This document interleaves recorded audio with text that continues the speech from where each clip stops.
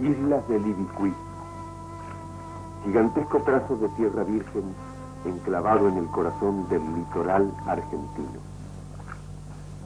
Leguas y leguas cubiertas del más salvaje Monte Blanco, extensos ceibales y un océano de pajonales que se pierden en el horizonte.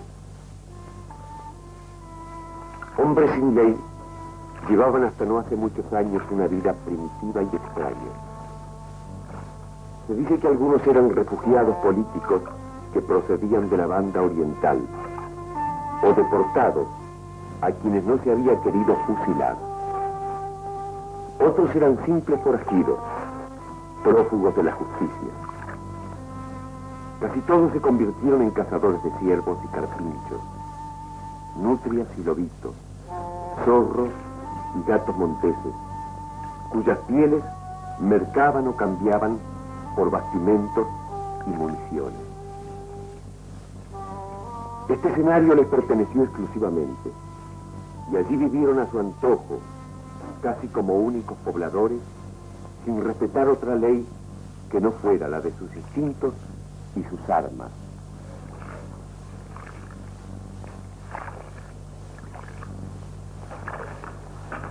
Esta es la historia de uno de ellos, Baltasar Acosta, nutriero solitario del arroyo Sagastume, más conocido por el nombre de Yarará, cuya vida y muerte se pierde entre las brumas de la leyenda. Desapareció de una manera extraña, en un remoto encuentro de esa guerra sin cuartel que se entablaba por la posesión de algún coto de caza. Su curtido rostro nos mira desde el pasado, allí donde otros hombres llegaron en busca de trabajo, de riqueza y de paz.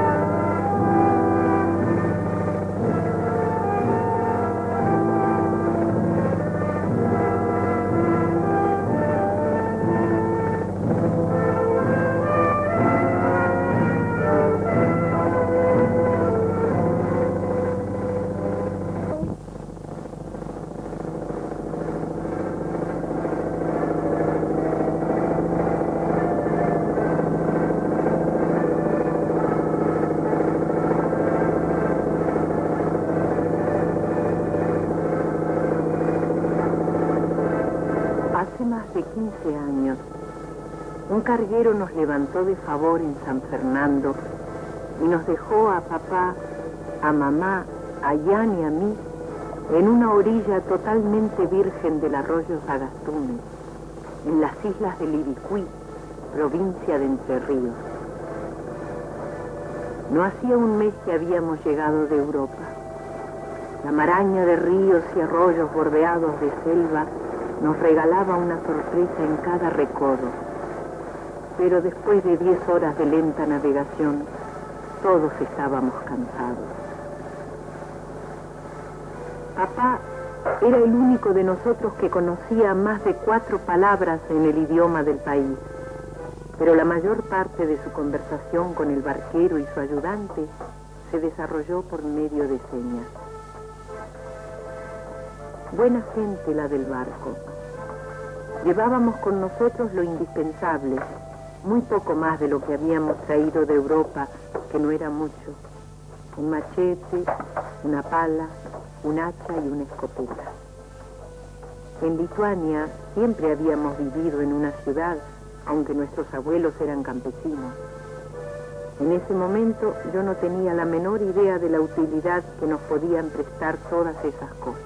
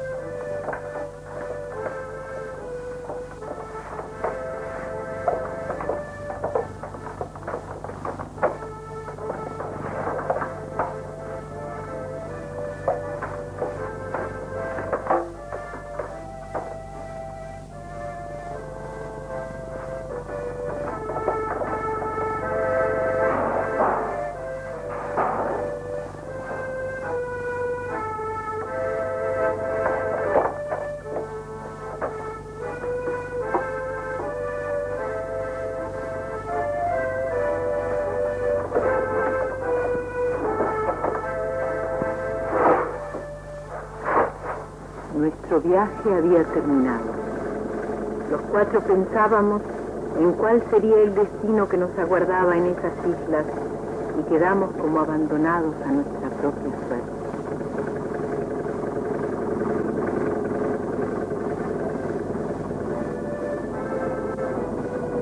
Yo creí que habíamos llegado a un desierto donde los únicos seres humanos fuéramos nosotros.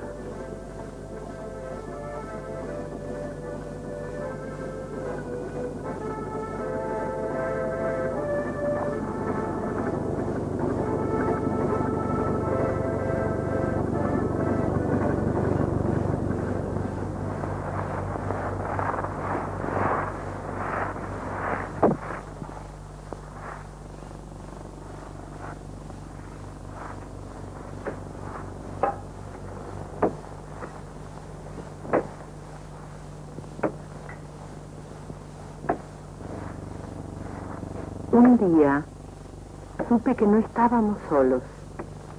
Alguien nos había estado mirando desde que llegamos y había observado todos nuestros movimientos hasta que por fin se acercó a nosotros.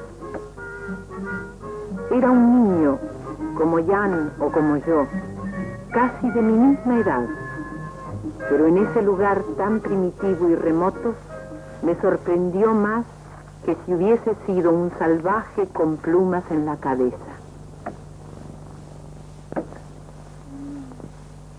Garadeña. ¿Cómo? En las islas lo llamaban Bicho Catinga. Él fue nuestro primer amigo argentino. Vivía cerca de allí con su madre, que entre otras cosas oficiaba de enterradora en el cementerio de la Tinta.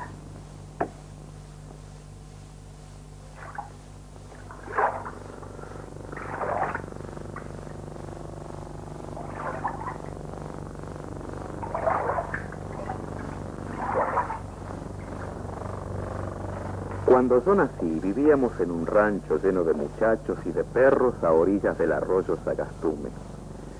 Invierno y verano vestía una camisita deshilachada que me dejaba al descubierto de la cintura para abajo. Mis hermanos mayores se fueron yendo uno a uno. Al último quedamos Felipa y yo. Mi madre, que era una criolla del distrito de Ceiba, se pasaba el día trabajando para los peones de una quinta vecina y no se ocupaba mucho de nosotros. Felipa y yo dormíamos sobre un lecho de ramas de sauce que nos había fabricado el viejo Meneca. Mi relación con Meneca, pues, me viene desde antes de que yo pudiera conocerlo. Cuando fui más grandecito le ayudaba a mamá. Iba a lo de doña Nicolasa a pedirle prestada una taza de harina, o al boliche de don Ramón a pedirle fiado medio kilo de yerba. Allá iba yo de a pie o en la canoa que me prestaba Meneca y que se llamaba Pensalo Bien. Mi hermana Felipa era hija de mi padrastro, un tal Juan Molina, cazador de oficio, que en casa no era mucho más que una visita. Felipa desaparece muy pronto de mis recuerdos. Se la llevó una señora muy fina. Pobre Felipa. No la he vuelto a ver. Mi madre nos traía al mundo, pero no podía con nosotros. Mis verdaderos hermanos entonces fueron dos gringuitos, hijos de un lituano recién llegado. El varoncito se llamaba Jan, débil y enfermizo. La nena se llamaba Alina y tenía mi edad. A veces mi padrastro me pedía que lo acompañara en sus viajes de cazador por las islas. No sé por qué, pero me lo imagino. Juan Molina tenía enemigos jurados. Molina era bravo, tal vez pendenciero. Ahora pienso que aquel hombre no conocía el miedo. Una tarde nos topamos con Isidro Paz y uno al que llamaban Ramón Atorga. Yo sabía que mi padrastro tenía con ellos una cuenta pendiente desde hacía mucho tiempo. Juan Molina no se andaba con vueltas.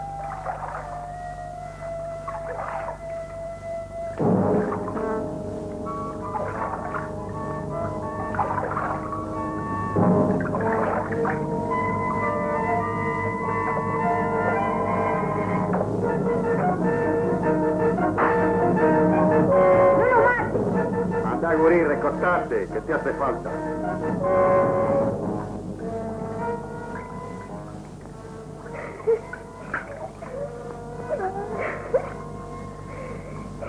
Y así fue como aquella vez yo me quedé también sin padrastro.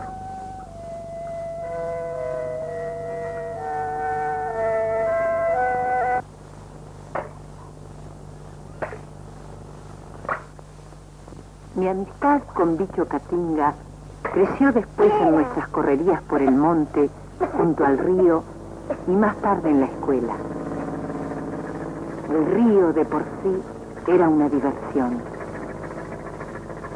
Adiós, Bicho Catinga. Adiós, Carroto.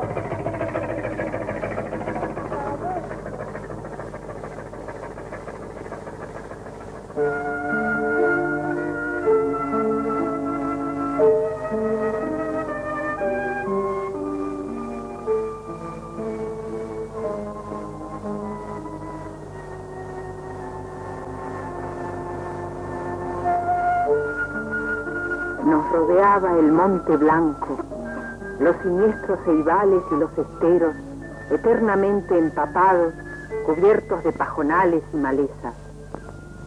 Esa era la tierra que habíamos elegido. Nuestras vidas se desarrollaban en silencio. Papá y mamá debieron hacerlo todo con sus manos y la fatiga diaria los abrumaba. El pobre Jan estaba cada vez más enfermo y yo no hacía otra cosa más que cuidarlo. Sin embargo, y a despecho de ese dolor y de la soledad que nos rodeaba, nuestra familia, unida, se apegaba a la tierra. Yo creo que el trabajo de vencerla nos fue arraigando a la naturaleza primitiva y salvaje. La vida dura que nos costaba nos hacía querer más lo poco que con tanto esfuerzo íbamos conquistando. Lo primero que hicieron mis padres fue trabajar la tierra del albardón y plantar verduras y hortalizas para el consumo nuestro y también para vender. Mi madre era muy callada en ese entonces. Papá, en cambio, no perdía su optimismo. Cuando volvía del monte, cansado y sudoroso, nos miraba con ternura, como si lo compensara el solo hecho de que estuviéramos todavía juntos. La nueva tierra lo había conquistado.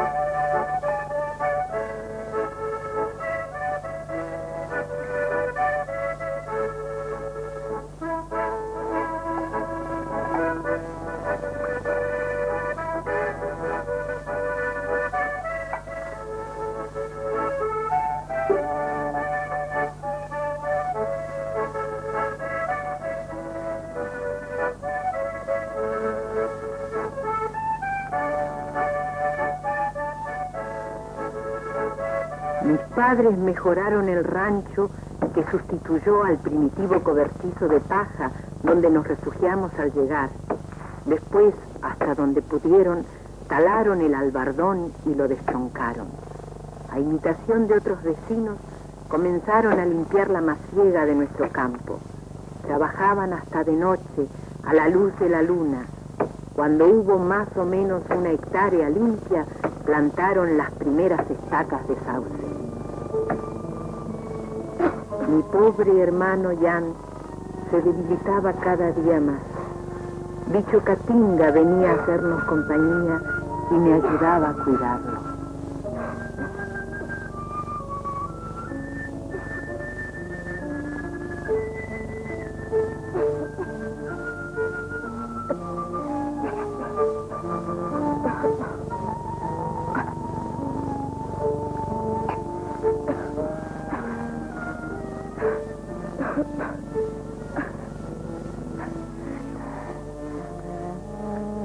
Chocolatín.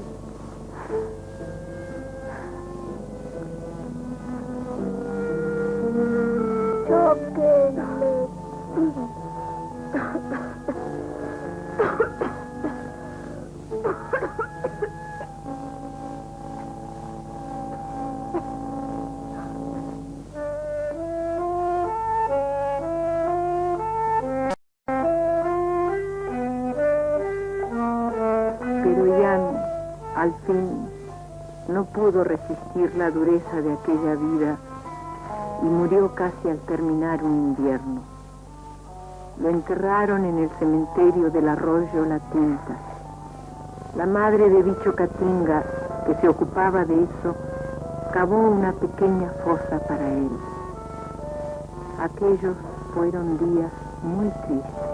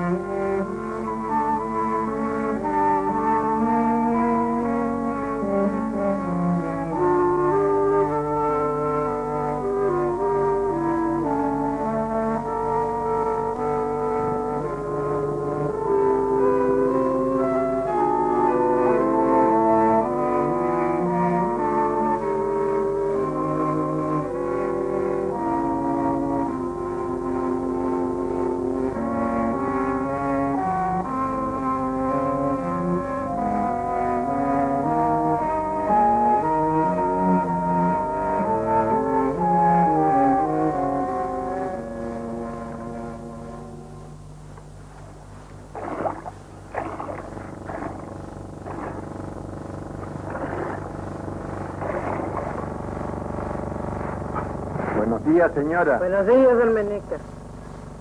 Anda a buscar la ropa. ¿Qué decís? Me lo cuida bien. A ver si aprende un oficio.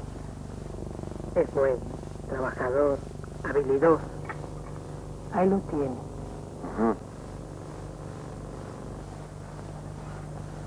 Bueno. Adiós, señora. Adiós. Vamos, che.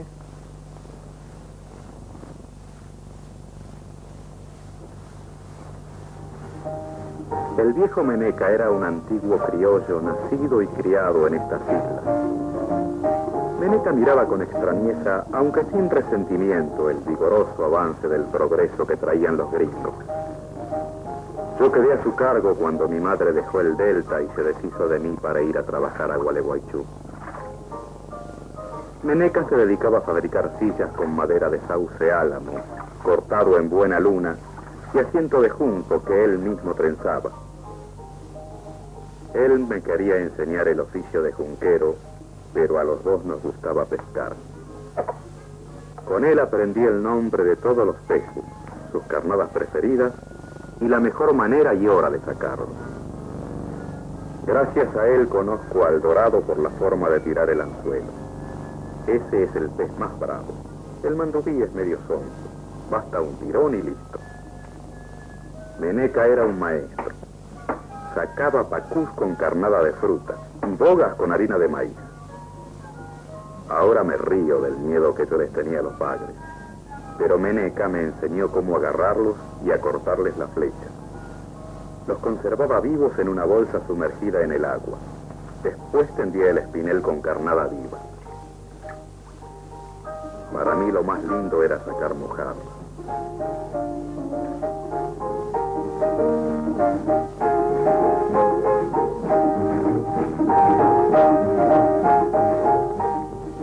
El viejo pescador consumado se levantaba cada mañana a recorrer los espineles. Yo lo acompañaba y siempre retirábamos algún surubí, dorado, tararira, mandubí, armado o bagre amarillo. Me sentía atraído por aquel viejo solitario que había vivido mucho y había acumulado, con el correr de los años, apreciable sabiduría. Ramón Ahumada, gran amigo de Meneca, arreglaba las redes. Ramón Ahumada sabía tejer unos mayones preciosos.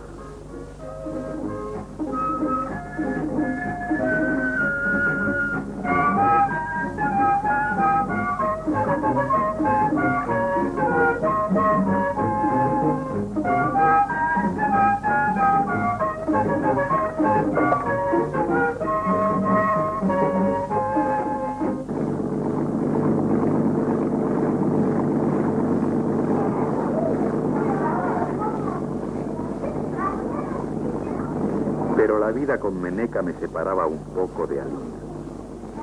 Tal vez fue por estar más a su lado que yo quise ir a la escuela.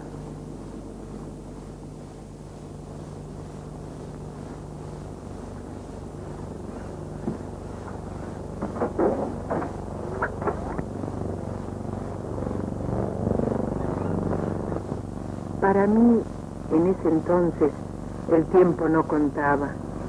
Sin embargo, y a cambio del pobre Jan, vinieron dos hermanitos seguidos, los dos varones. Yo veía que mi madre sentía los efectos de la tremenda y permanente fatiga que había sido su vida desde que llegamos a las islas.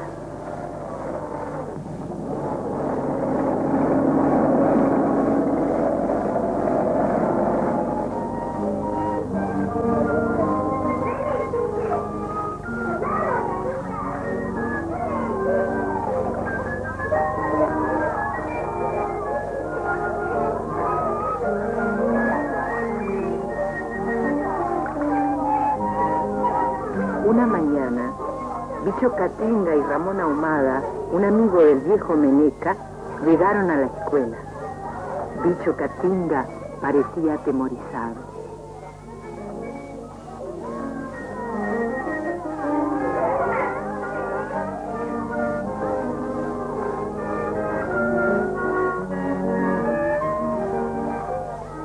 En las islas no es fácil estudiar.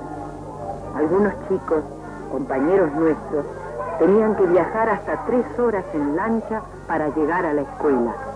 Después, otras 3 para volver.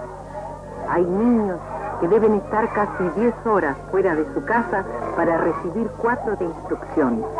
Pero eso no importaba. Nosotros queríamos aprender.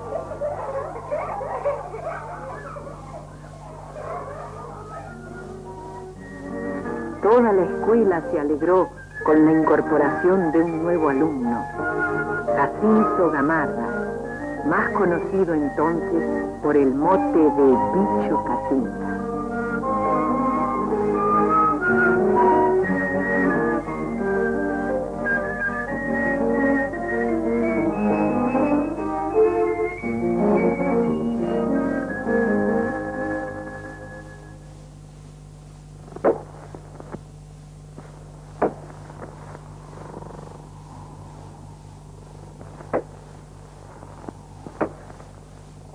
Mis padres, mientras tanto, no paraban día y noche de trabajar duramente. Cuando yo iba a la escuela, mis 2 hermanitos quedaban casi sin cuidado. A ese precio terrible logramos progresar y ya podía decirse que teníamos una plantación. Los sauces crecían, a la primera hectárea se le agregó otra y otra, pero ¿quién podrá reconocer y medir aquellos sacrificios?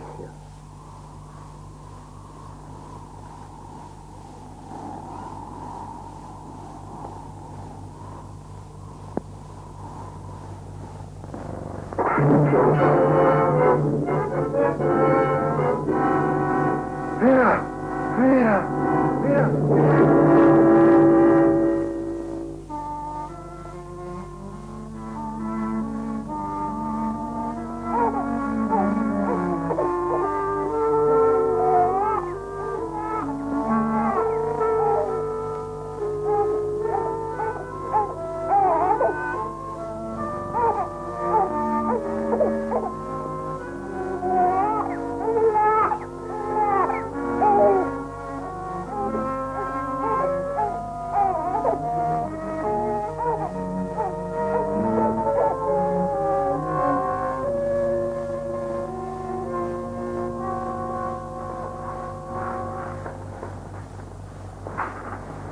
Yo creo que la madre de Alina murió de fatiga.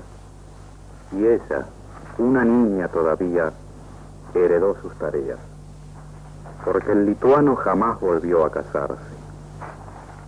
Alina debió aprender a cocinar, lavar y a realizar un sinfín de trabajos propios de un ser adulto. Meneca y yo solíamos trabajar en el campo del lituano. Recuerdo que les ansiamos un buen lote recién desmontado, pero el hombre trabajaba a la par nuestra. No podía concebir el lujo que se daba por fin de tener peones. Para mí que estos gringos vienen al país y aprenden de todo, menos a descansar. El viejo Meneca los veía y aceptaba el cambio que ellos traían a las islas. Poco a poco, los gringos como el lituano iban convirtiendo el Ibicuí en un emporio de plantaciones forestales.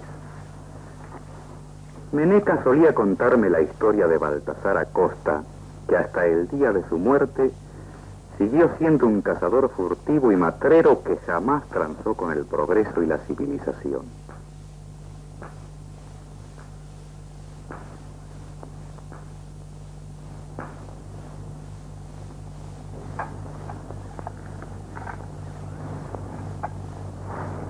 Como yo ingresé tarde a la escuela, estaba retrasado. Alina sabía más que yo, pero sus dificultades con el idioma nos igualaban. Ella me sobraba en las cuentas, pero a la hora de leer, era yo el que llevaba la batuta. Durante aquellas pausas del trabajo, nos tomábamos mutuamente las lecciones, y yo repasaba mis números.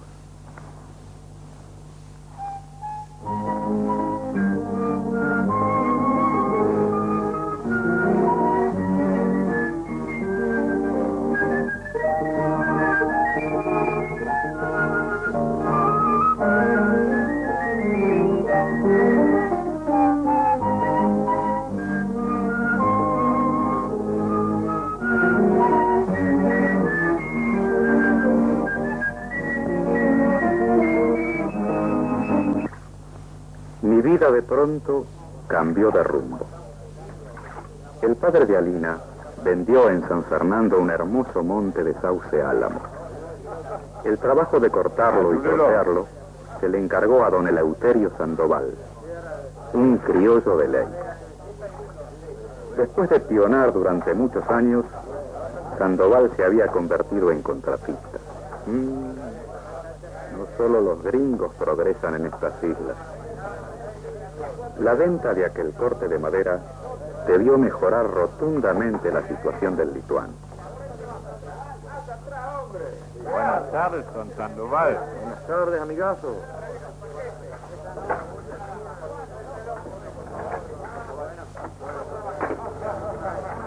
Me han dicho que tiene muy buen monte. Ya lo creo, buena madera. Y los muchachos vienen con muchas ganas de trabajar. Ahí los tienen. Bueno, vamos a ver el monte. ¿Vamos? Buena hacha y buenos brazos. Ya lo ven, vamos a ver cómo se corta.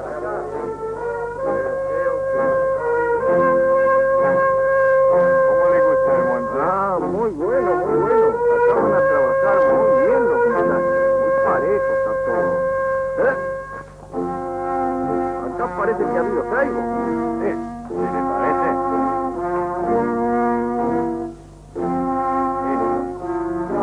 Lo voy viendo. Muy parejito. visto todo. Yo creo que se va a poder trabajar bien. Uno, como el otro. Este es de 6 pulgadas.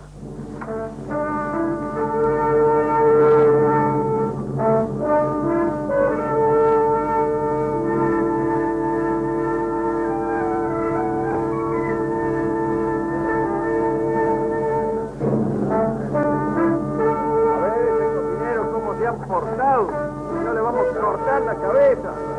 Digo, si no, a ver si no se le ha quemado el puchero, pero anda medio lerdo, anda enredado todavía. A ver esas palanganas.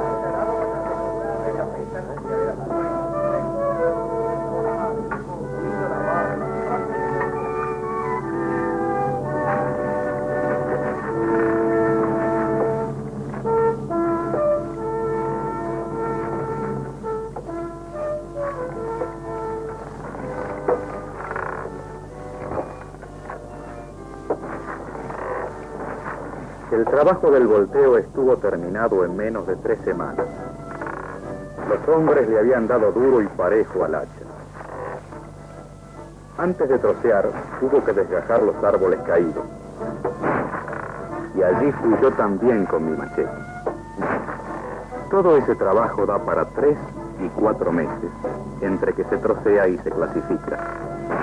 Pero mi asunto se decidió mucho antes de que el desmonte terminara. Sandoval me había pedido al viejo Meneca. Quería hacerse cargo de mí, enseñarme a trabajar en lo suyo.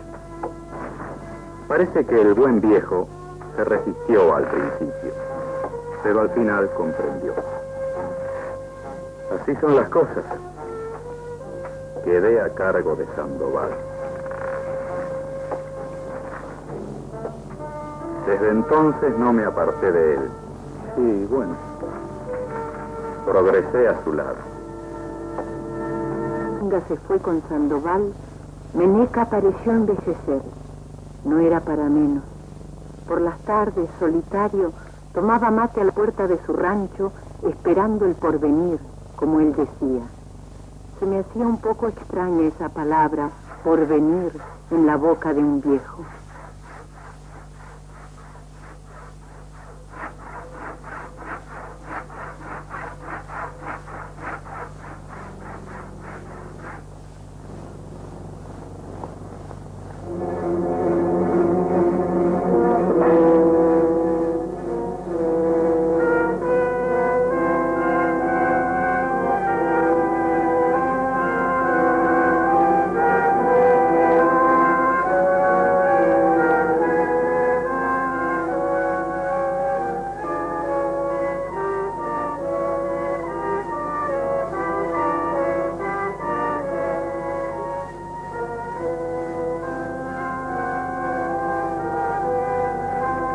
Todo se juntó aquel día. Ocurrió cuando nuestra plantación ya tenía cerca de 10 hectáreas. Papá cayó en una especie de ataque que le paralizó medio cuerpo, y para colmo se desató un incendio tan frecuente en estas islas que amenazó arrasar nuestro campo. Nuestros vecinos acudieron a combatirlo.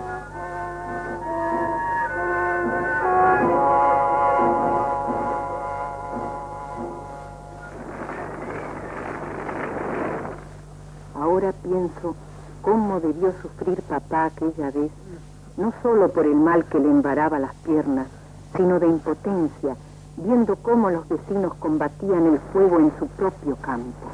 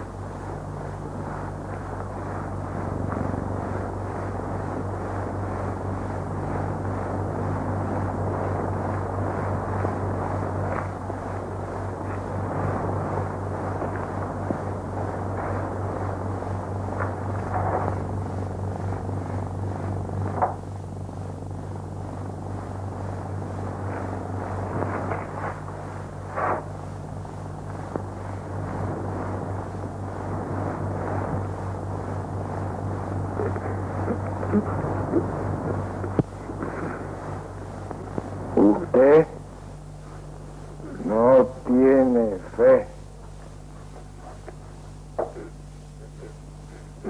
Justino Saldaña se llamaba el enigmático curandero que nos trajo Meneca. Que Dios me perdone, pero era yo la que no le tenía fe.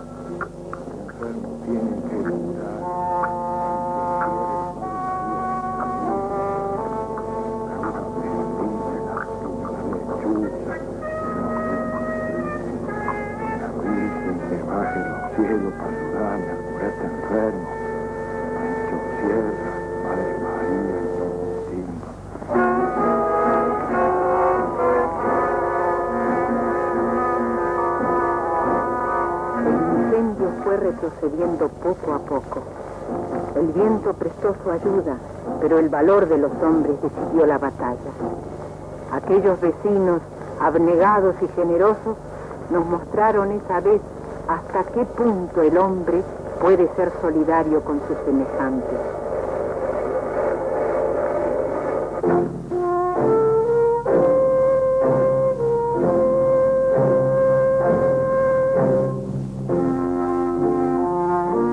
Todo ha cambiado en mis viejos pagos. Villa Paranacito, en el corazón de las islas, fue tomando empuje. La masiega salvaje había retrocedido ante el avance de las plantaciones y los aserraderos. Cuando volví, después de 10 años de ausencia, creí no reconocer a nadie. Alina estudiaba en Gualeguaychú. El lituano y sus 2 hijos, como siempre, trabajaban de sol a sol. Pero el hombre, últimamente, visitaba con frecuencia el boliche de Cívico.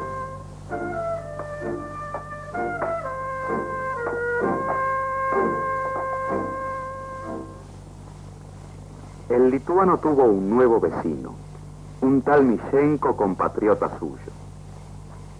Estaba distanciado desde el día en que le prestó una pala foca y el otro se la devolvió mellada.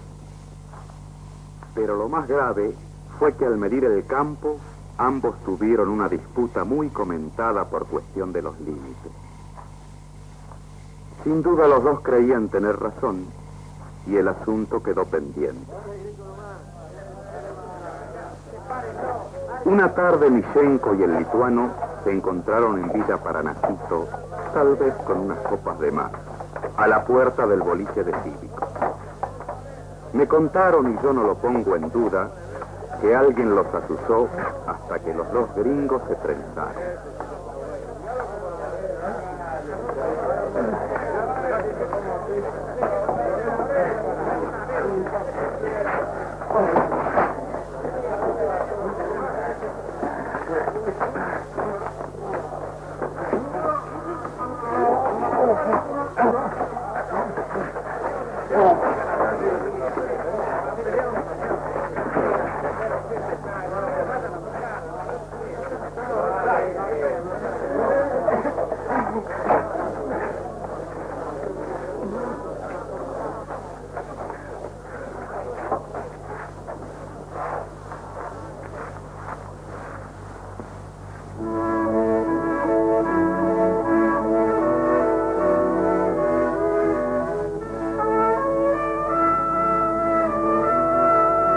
Los hijos varones del lituano le salieron derechos y trabajadores como él.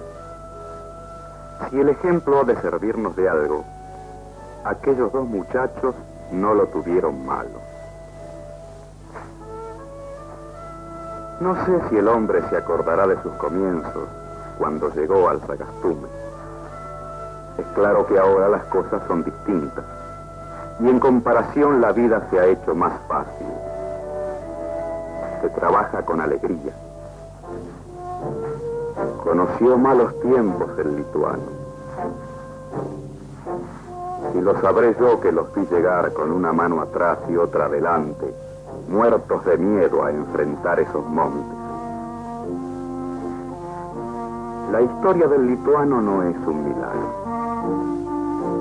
En todo caso, un milagro del sudor y del trabajo.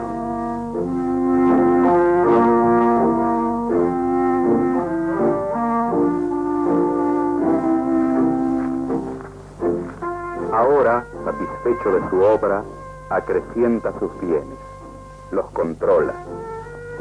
Es que los años no han de pasar en vano. Meneca no se ha hecho rico, ha envejecido, pero no tanto como para que todavía no trabaje como un muchacho. Su permanente y sólida amistad con el gringo me convence de que no hay mucha diferencia entre los hombres, aunque hablen otro idioma y su patria original no sea la misma.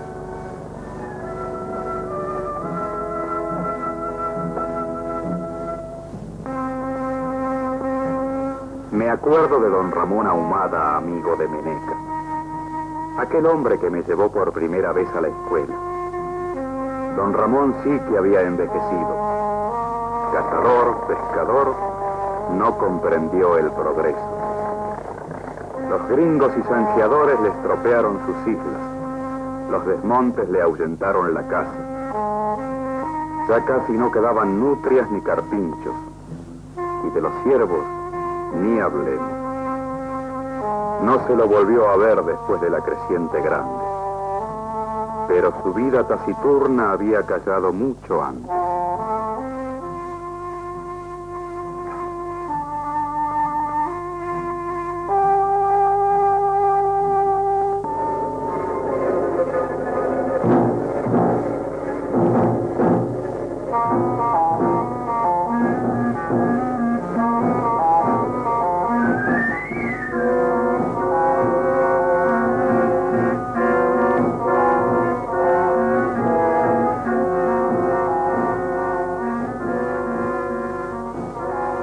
Después de tantos años en las islas, casi nos habíamos acostumbrado a los periódicos avances del río, a sus repuntes, y más de una vez las inundaciones nos obligaron a buscar refugio en los terraplenes.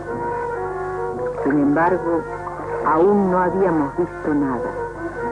Aquella tremenda inundación en las islas fue más lejos.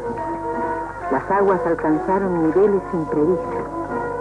Nosotros tuvimos que abandonar nuestra casa durante varios meses y hubo quienes al regresar no encontraron ni rastros de sus bienes. Lo habían perdido todo: animales, vivienda, muebles, pero algunos perdieron más: la propia vida. Queriendo ponerlos a salvo de las aguas mientras ellos se ocupaban de los demás, algunos dejaron sus hijos pequeños atados a los árboles. Otros, encaramados en los techos, esperaron inútilmente el regreso de sus padres.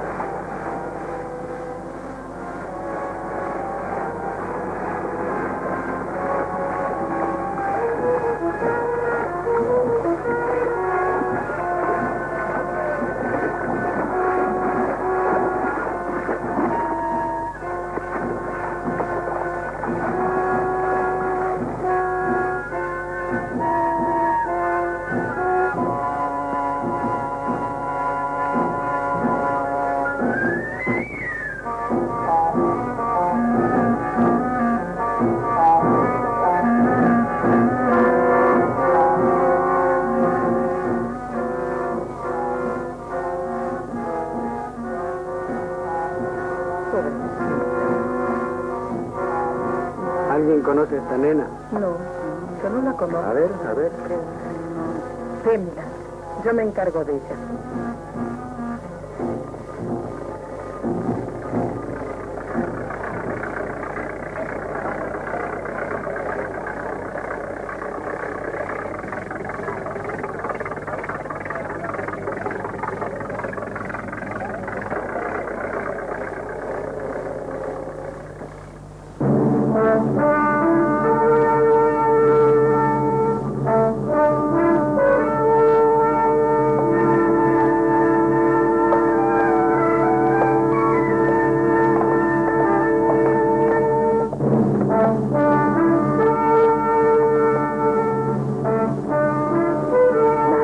vidas fueron gigantescas.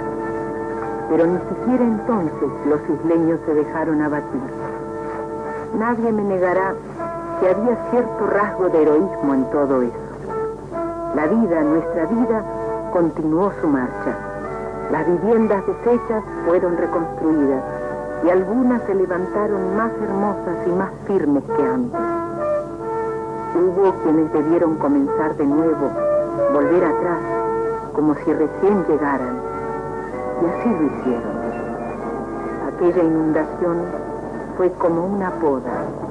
Los nuevos brotes surgieron con irresistible lozanía y poder.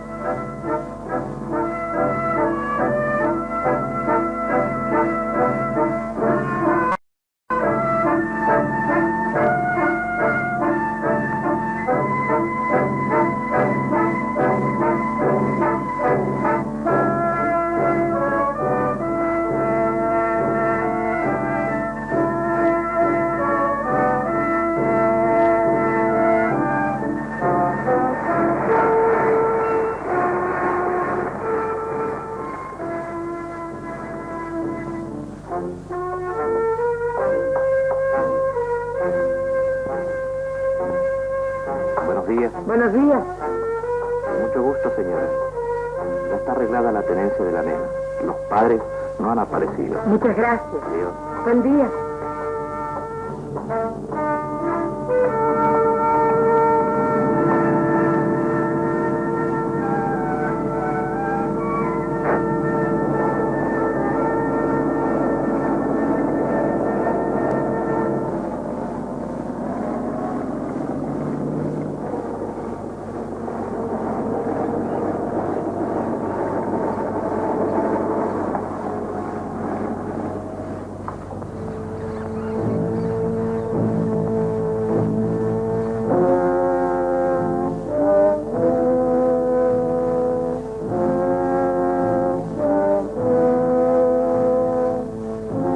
Hace 15 años que llegamos a estas islas.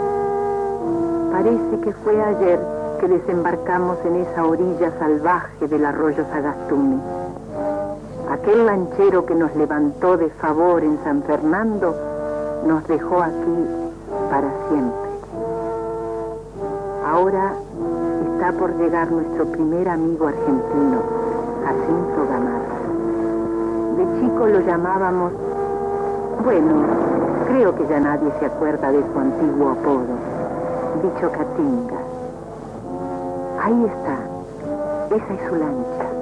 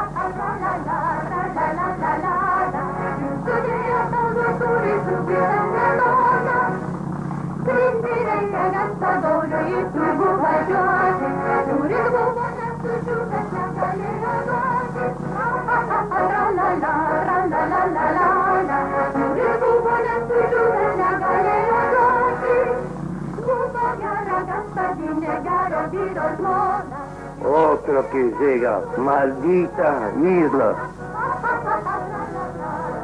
Otros que llegan. Una vida difícil los espera, pero estas islas ya no son un desierto.